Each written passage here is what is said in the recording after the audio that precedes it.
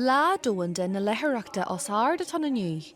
Lá ina spráigtear daoine le léamh agus le táhacht na Léitheoireachta a aithint. Tá daltaí rang sé is Scoil Chnoc na Naomh ag léamh os ard leis na 9 bhoga leis an lá seo a chealarú.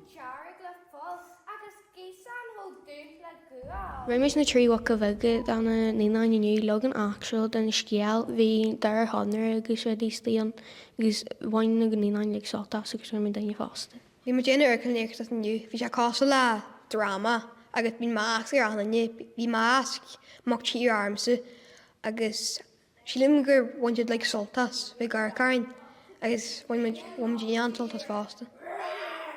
Nuair bí mar leo téimiste an dóin de frill agus is Jim moid saolaíocht agus chuidir sé le moid fóíocht fásta. Jantar cealarú ar an lá seo a an bhliain ar an cheadaín i mífheara. Agus tá breis agus céad 7 tír in é páirte leacu san achtas ó Bonnie sa bhliain iabhíle sa deich.